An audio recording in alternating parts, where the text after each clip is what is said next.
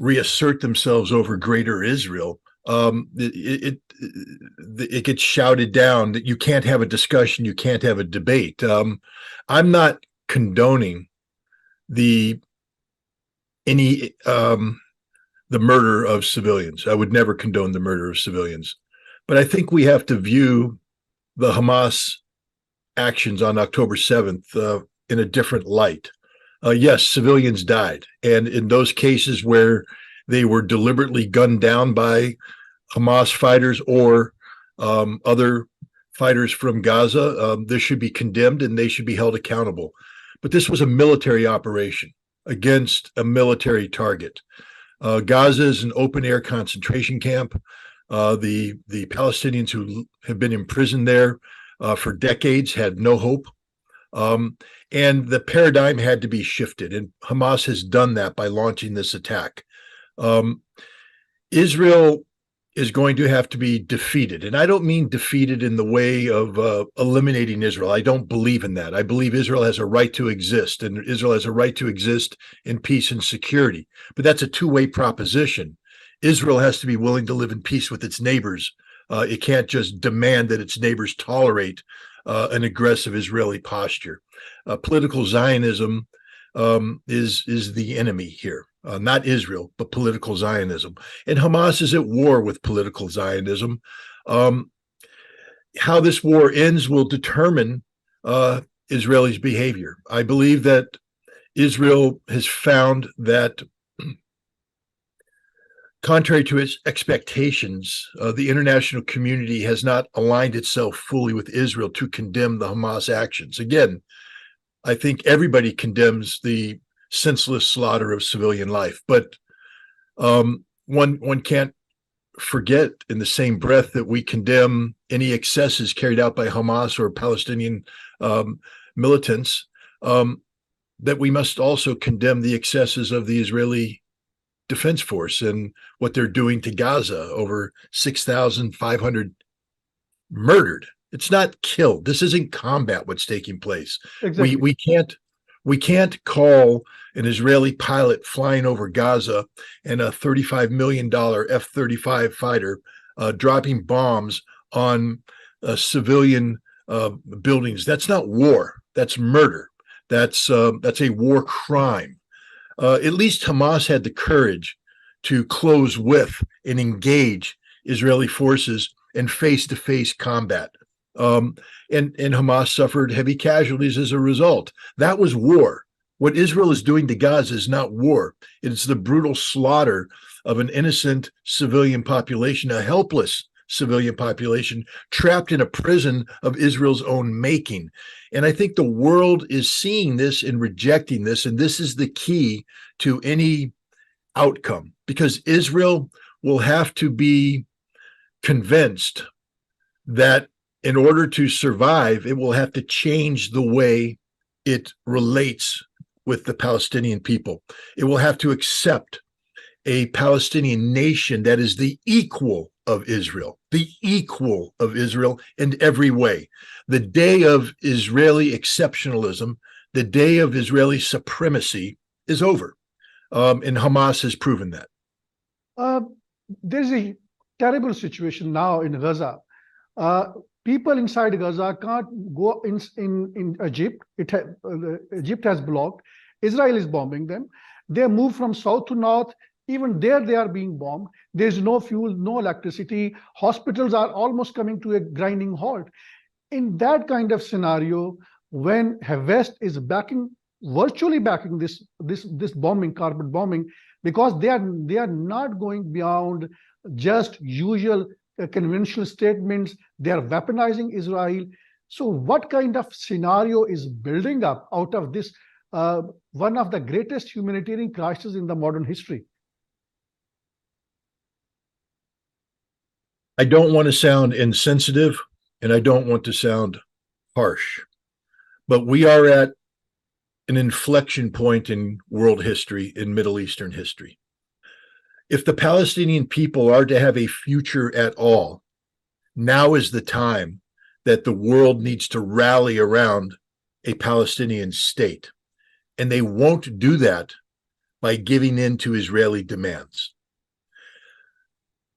The population of Palestine has no future if we simply return to the status quo. If at the end of this conflict, we return to a concentration camp where 2 million people are held hostage by a supremacist Israel, a Zionist Israel, and Hamas will be forever condemned to find outlets for the hatred that accrues from such a reality. You know, in the history of mankind, we've seen figures talk about nonviolent resistance. We've seen figures speak of the need to go on a protest, whether it's a hunger strike or simply saying, I will not accept this anymore, and I challenge you to beat me into submission, but I will never submit. The Palestinian people are in a position now where they are being called upon to make the ultimate sacrifice for their future of Palestine. They must withstand this horror. They must sacrifice themselves to this horror, because only by subjecting the world to the reality of the consequences of Israeli policies will there be change.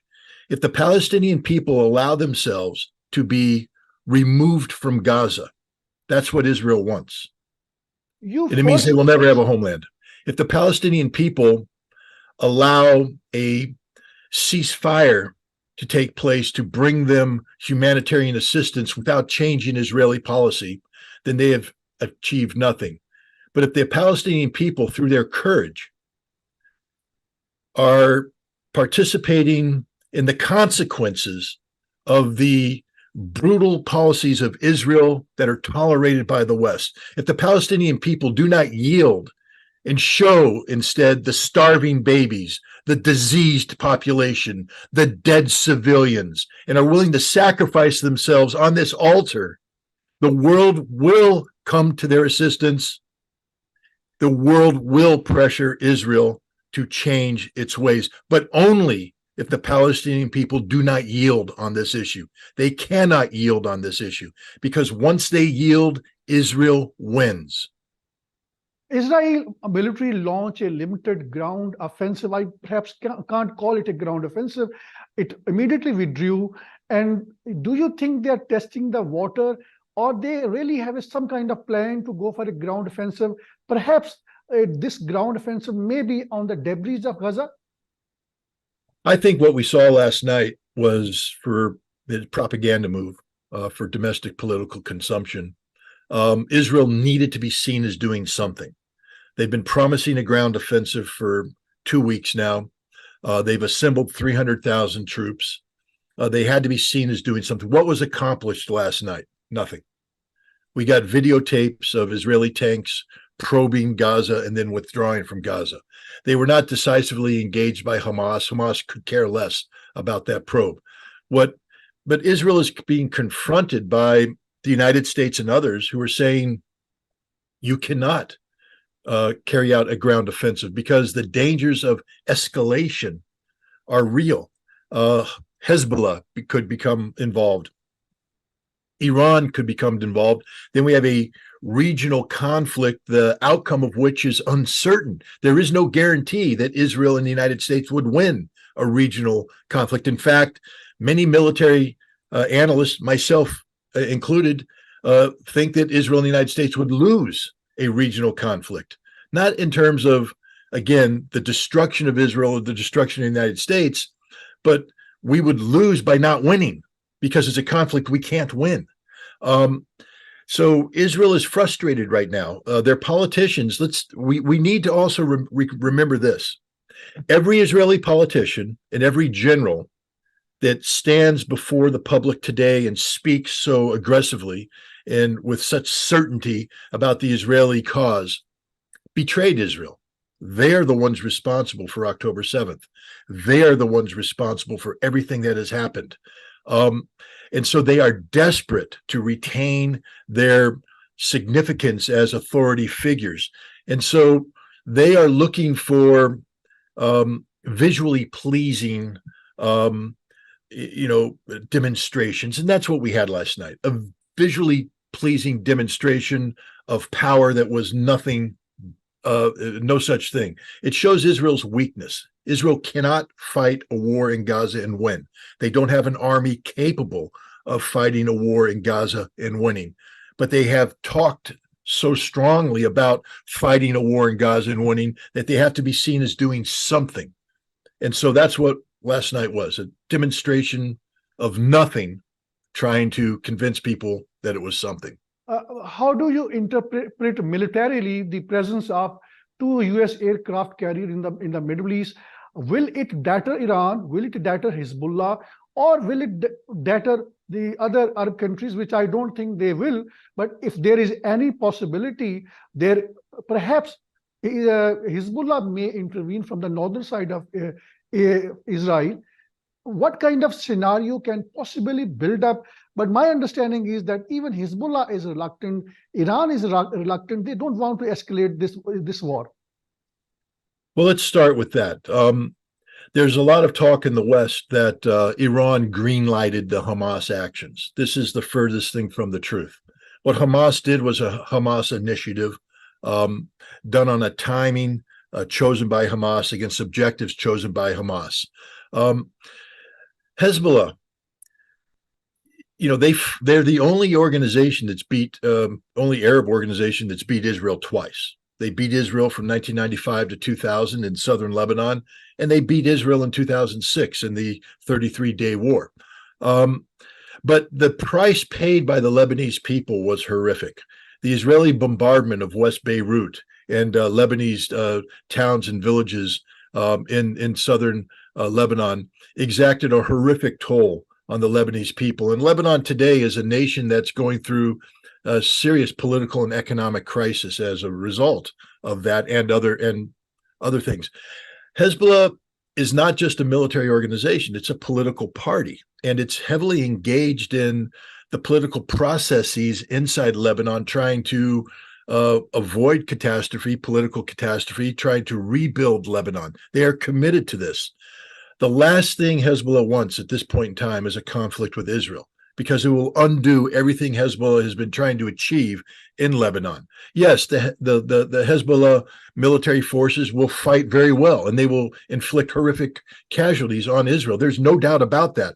But the people of Lebanon will suffer and suffer egregiously, and this could do severe political harm for Hezbollah. This could be one of those situations where Hezbollah wins militarily but loses politically.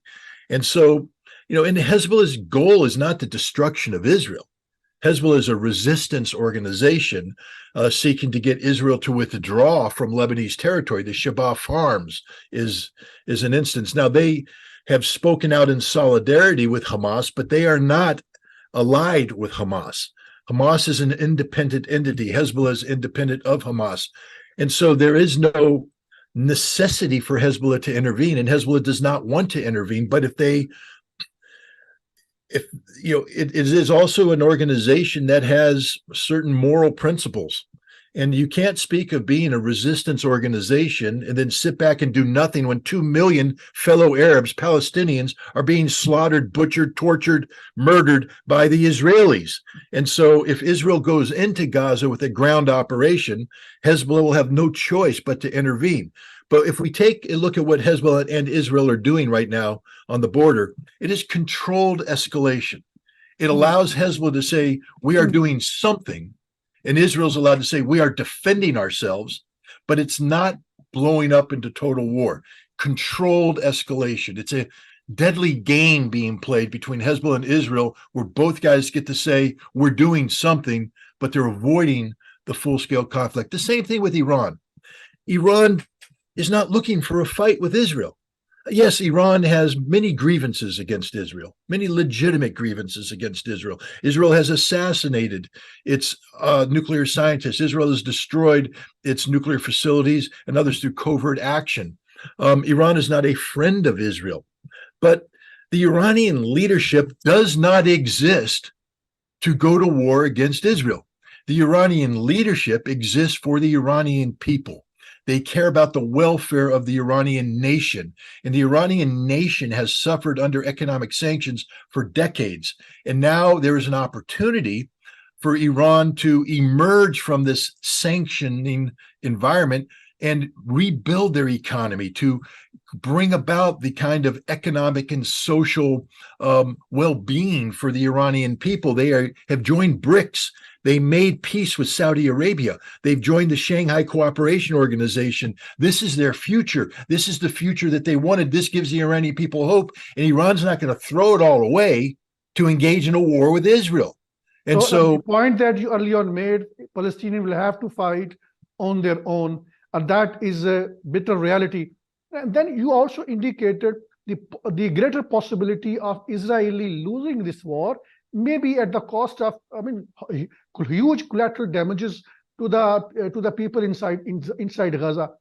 What kind of scope and shape of Israel's military defeat would be? Just give me some basic idea about it. Well, it's up to Israel. First of all, Israel has already lost. They've lost. They've lost the war. They lost the war on October 7th when their government, which had promised and premised itself on the notion of security, was asleep at the wheel. They lost it on October 7th when Israeli intelligence, which was considered to be the best intelligence service in the world, failed to detect and predict the Hamas attack. They lost on October 7th when the Israeli army was defeated in a stand-up fight with Hamas fighters. So they've already lost. War is an extension of politics by other means. And so we can't just look at the military aspects of that. We have to understand the political consequences of this. And Israel has lost, and they're losing now, even though they're destroying Gaza, they're losing global opinion. Turkey has just come out, Recep Erdogan, and said that Hamas is not a terrorist organization. They are freedom fighters. They are liberators. And the sentiment around the world, especially as Israel continues to slaughter innocent Palestinian people, is that it's Israel who's the bad guy, not Hamas. So Israel lost the political fight already. How this ends is up to Israel. They can mitigate the damage done not only to themselves, but to the region by accepting a face-saving mechanism out. And I believe the face-saving mechanism will be a continued siege of Gaza, where they carry out more bombing, they carry out some limited raids like they did last night, and then the world will impose a ceasefire and Israel will back off. That means they lost, because Israel has said their objective is the complete destruction of Hamas. And you foresee that happening? No, Hamas, you can't defeat an ideology. You can't kill an ideology. Hamas is winning today because of Israel's actions. There are more people today who are aligning themselves with Hamas than ever before. People are saying this is the resistance to Israel that must happen. So Hamas is becoming stronger and stronger. Just like in 2006, where Israel promised the destruction of Hezbollah, they failed to deliver. Hezbollah won that, not because they physically defeated the Israelis, but because they survived. Hamas will win by surviving. Israel has created an impossible standard. It won't work. And this is why Israel will lose. And this is why Israel is losing. The question is what the scope and scale of that defeat is. Israel has exercised last year and this year what they call the full spectrum scenarios, where they have to deal with the West Bank, they have to deal with Gaza, they have to deal with Hezbollah, the Golan Heights, and Iran. Can the Israeli Defense Forces do this? And the answer is no. The Israeli Defense Forces can't do this. So Israel knows that they're setting themselves up for a strategic defeat, but they are so politically invested in being seen as responding adequately to a problem they made. The Israeli government is solely responsible for what happened on October 7th, solely responsible. And the international the Israeli population is starting to recognize this. I think that politically what we're going to see is the Israeli people will lose faith in the Netanyahu government. The Netanyahu government will collapse. A new government will emerge, and that government will seek a negotiated end to this crisis, and the world will say, and is saying, look, Barack Obama just came out and said it. Joe Biden hinted at it. There can be no solution. The paradigm has been broken. The status quo is over. Whatever happens, there will be a Palestinian state. There will be a Palestinian state. And this is a huge victory for Hamas, a huge victory for the Palestinian people if they don't surrender, if they continue the struggle. But over the years, we have seen that Netanyahu has been working 24 hours on one thing to make two-state solution as a non-viable project. He has been trying to normalize with Saudi Arabia, with other Muslim countries. Do you think once this conflict ends in one way or the other, will be a revival of two-state solution, or Israel would be managing to go ahead with the normalization with the Muslim countries and put this Palestinian issue on the back burner? No, I think that's the paradigm shift that's happened here. That's the end of the status quo that's happened here. Saudi Arabia has said, and it's very interesting what Saudi Arabia has done. A very clever move on Saudi Arabia's part. As opposed to closing the door on normalization with Israel, what they've done is said, we want to normalize relations with Israel. This is our goal, but it cannot happen until the Palestinian issue is resolved. You see, the prior formula was that under the Abraham Accord, that the Palestinian issue had been put on the back burner, not even on the back burner, taken off the stove, put in the freezer. No one was talking about a Palestinian state. It was over. And Saudi Arabia was actively engaged in the normalization of relations with Israel. Israel had won that issue. They had made the Palestinian issue go away. Hamas has brought it back. It will never go away. And now Saudi Arabia is saying that there will be no normalization until there's a Palestinian state. That's the difference this time. And the Netanyahu government is politically destroyed. Right now, the population is like a body that's, in shock. You've been shot, you've been hurt, you're in shock. You have adrenaline in, you have, and the endorphins have kicked in, and you're standing up. But soon, those are going to fade away, and the extent of the harm is going to come in, and you're going to collapse. The Netanyahu government is finished. It's done. It's over. Its time in history is finished. Political Zionism is finished. It's done. I believe that the future will be dictated by a new Israeli government that has to deal with the realities they face, that they will not be able to emerge from this unless there is a viable Palestinian state, a two-state solution. Scott, Israel has been marketing itself that it has an invincible army. It has a Mossad, which has its intelligence network, both technologically and also people on the ground in the Arab world. And it has been marketing this idea of an advanced technology, which it would sell to the countries which would normalize ties with it.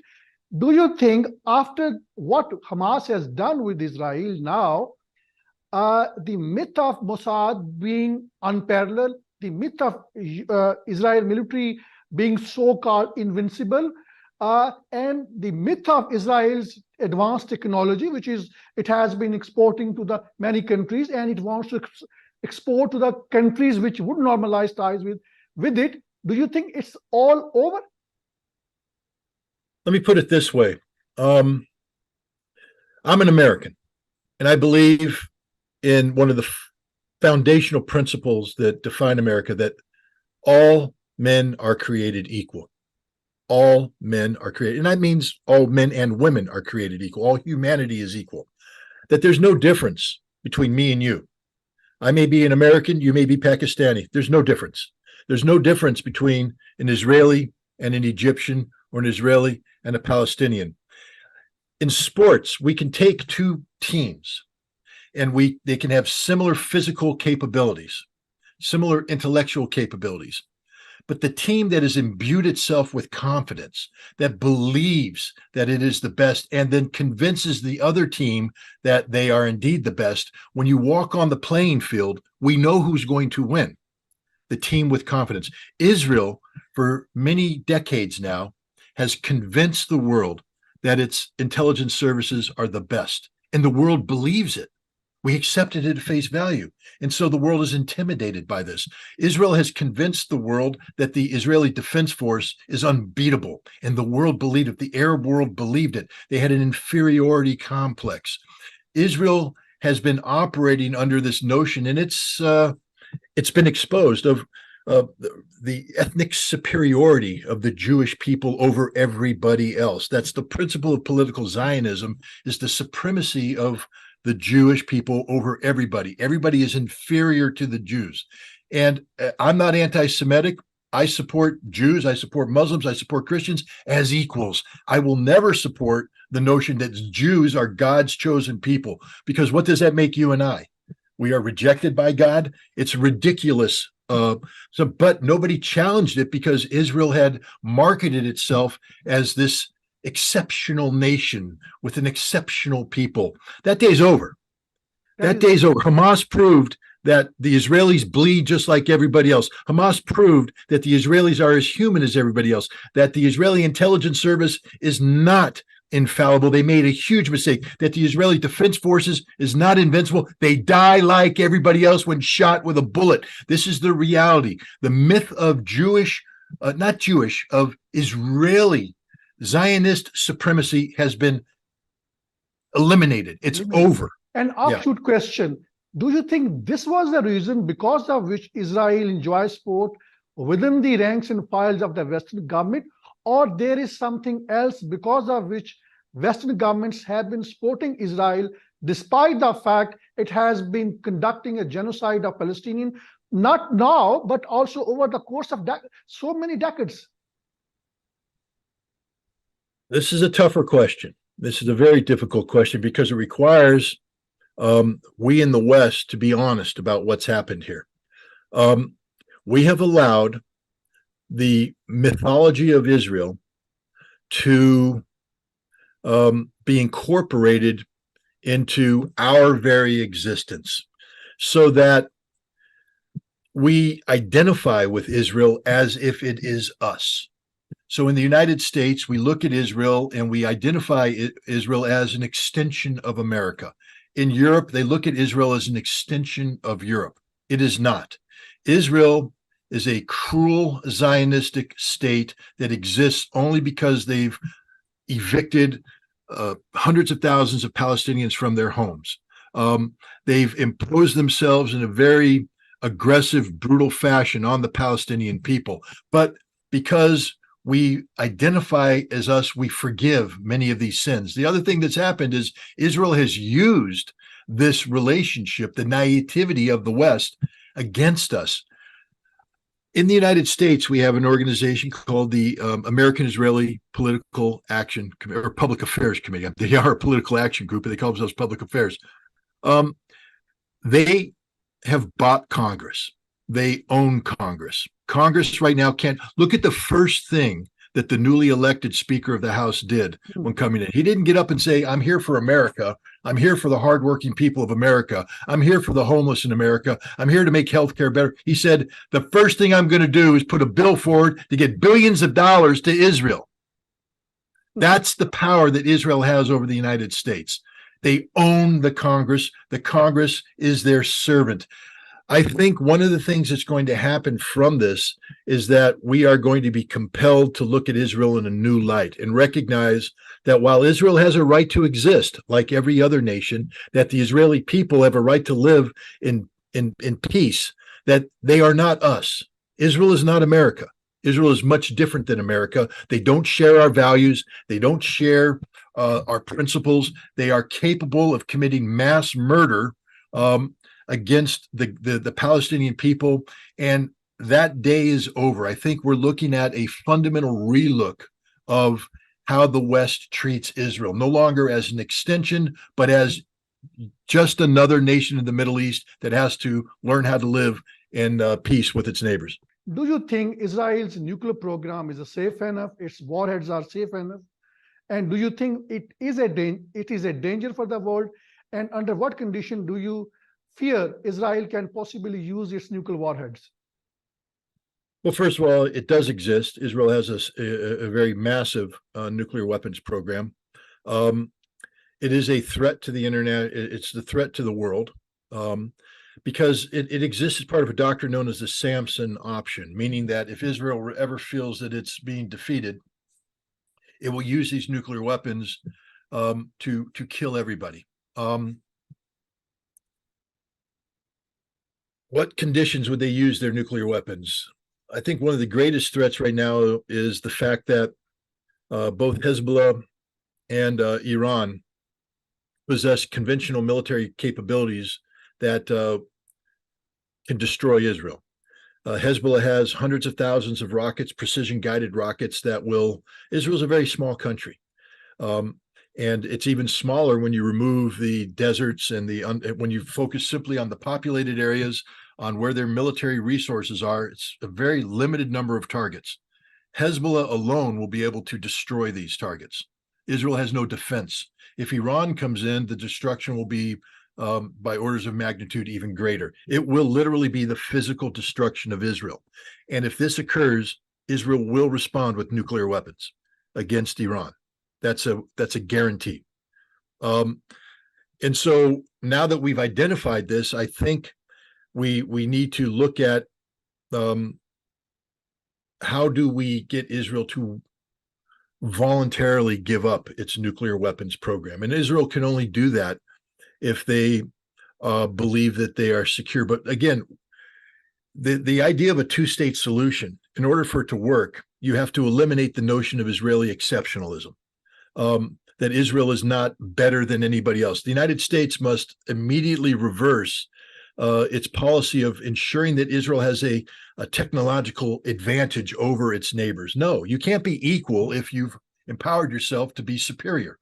Israel must be an equal, and we must limit their military to that which is necessary for legitimate self-defense purposes, and we must get rid of their nuclear program. I don't know. I saw some statements by Pakistani politicians who aren't the decision makers, but that if Israel attacks Iran, that Pakistan would join the fight by using its missiles. I think Israel needs to be told this, frankly, that if it uses nuclear weapons against Iran, that somebody is going to use nuclear weapons against Israel, that it's not a free game. Israel doesn't get to threaten people without feeling the threat in return. I'm not promoting nuclear conflict. I'm promoting actually nuclear disarmament. I would like Israel to get rid of its nuclear arsenal. I would like Pakistan to get rid of its nuclear arsenal. And I would like Australia. India, China, Russia, the United States, France, Great Britain. There's no reason for any nuclear weapons to exist in this world, because all they do is threaten the world with global annihilation. But Israel cannot be allowed to have a nuclear weapons program that threatens the region, because it's one thing to say the region threatens us, therefore we must defend ourselves. It's another thing to say, I am the bully who gets to beat anybody up, and if you dare stand up to me, I will drop a nuclear weapon on your house. And that's what currently exists. It's unacceptable.